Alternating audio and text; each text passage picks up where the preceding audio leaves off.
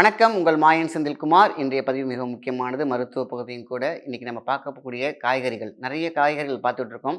அதுமாதிரி வாழைக்காய்க்கு என்ன பயன்கள், கொத்தவரங்காய்க்கு என்ன பயன்கள், இது மாதிரி ஒவ்வொன்று சுண்டைக்காய், வெண்டைக்காய் எல்லாத்துக்கும் சொல்லிட்டு வரோம். அதை விட உயிர் காக்கும் ஒரு மிகப்பெரிய ஒரு காய் தான் இருக்குது. அதுதான் இன்றைக்கி நம்ம பார்க்க போகிறோம். ப்ராக்கோலி. எல்லாத்துக்குமே தெரியும்.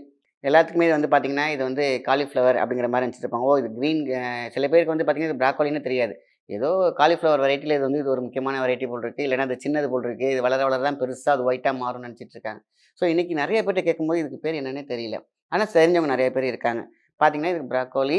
இது வந்து பார்த்திங்கன்னா மெட்டபாலிசம். இன்றைக்கி எத்தனையோ காய்களை பற்றி பேசியிருந்தாலும் இந்த பதிவு ரொம்ப ரொம்ப முக்கியம். அதனால் தயவுசெய்து எல்லாத்துக்கும் ஷேர் பண்ணுங்கள். கேன்சர் வராமல் தடுக்கலாம், வந்ததையும் தடுக்கலாம். இது மாதிரி ஒரு பெஸ்ட்டு ஒரு காய்கறி நீங்கள் வந்து பார்க்கவே முடியாது. ஏன்னா இது பார்த்திங்கன்னா இது இது ஒரு ஒவ்வொரு பார்ட்டாக பார்த்தீங்கன்னு வச்சுங்களேன், சிம்பிளாக எடுத்திங்கனாக்கா நீங்கள் எடுத்து தனியாக காமிக்கிறேன் உங்களுக்கு. பார்த்தீங்கன்னா உங்களுக்கு வந்து ஒரு பாக்டீரியா செல்ஸ் மாதிரியே இருக்கும் பார்க்குறதுக்கெலாம். ஸோ இறைவன் படைப்பில் பார்த்தீங்கன்னாக்கா ஒவ்வொரு ஆர்கன்ஸுக்கும் அதுக்கு தகுந்த மாதிரி அதை கில் பண்ணுறதுக்கு ஒரு நேச்சுரல் தாவரத்தை உருவாக்கி வச்சுருக்காங்க. ஸோ இந்த ப்ராக்கோலியை எப்படி எடுக்கலாம் பார்த்தீங்கன்னா, நீங்கள் வந்து முட்டைக்கோஸ் எப்படி பண்ணுவீங்களோ அதே மாதிரி தான். நீங்கள் அதேமாதிரி காலிஃப்ளவர் எப்படியோ அது மாதிரி தான் நம்ம என்ன பண்ணுறோம், ஃபஸ்ட்டு ஹாட் வாட்டரில் போட்டு இதில் உள்ள இருக்கக்கூடிய பூச்சிகள் இல்லைன்னா ஏதாவது மருந்து போட்டிருந்தாலோ, ஏன்னா இன்றைக்கி வரதெல்லாம் வந்து பார்த்திங்கனாக்கா நல்ல காய்கறிகள் கிடைச்சாலும் அதை வந்து பூச்சி அடிக்காமல் இருக்கிறதுக்கு கெமிக்கல் யூஸ் பண்ண தான் செய்கிறாங்க.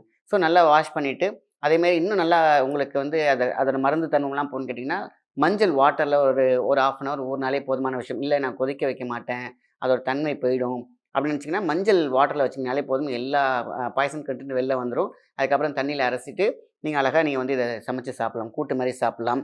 இல்லையா நீங்கள் இதை வந்து பார்த்திங்கன்னா நல்ல ஒரு ஜூஸ் மாதிரியே எடுத்துக்கலாம். எல்லாம் போட்டு ஒரு சூப்பு மாதிரியும் எடுத்துக்கலாம், ஜூஸ் மாதிரியும் எடுத்துக்கலாம், பச்சையாகவும் எடுத்துக்கலாம். சூப் போட்டு மிளகு அந்த வெங்காயம்லாம் போட்டும் எடுத்துக்கலாம். அவ்வளோ டேஸ்டியாக நம்ம மக்களுக்கு குழந்தைங்களுக்கு கொடுக்க ஆரம்பித்தா போதும். நல்ல ஒரு பிரெயின் பவர்.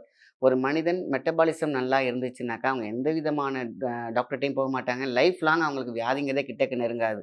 அதே மாதிரி இம்யூனிட்டி சிஸ்டம். இது பார்த்திங்கனாக்கா இதில் வந்து பார்த்திங்கன்னா நல்ல ஆன்டி ஆக்சிடென்ட் இருக்குது. அதேமாதிரி நல்லா பவர்ஃபுல் இருக்குது. அதனால் வாரத்துக்கு 2 தடவையாவது நீங்கள் குழந்தைங்களுக்கு, பெரியவங்களுக்கு, வீட்டில் உள்ளவங்க பார்த்திங்கன்னா நோய் வாய்ப்பட்டுனா அவங்களுக்கும் பார்த்திங்கன்னா சின்ன சின்ன கூட்டு மாதிரியோ இல்லை மாதிரி சின்ன பேர் சூப் மாதிரியோ போட்டு கொடுக்க ஆரம்பிச்சிங்கனாக்கா த பெஸ்ட் கேன்சர் கில் அப்படின்னு கேட்டிங்கன்னா இதுதான்.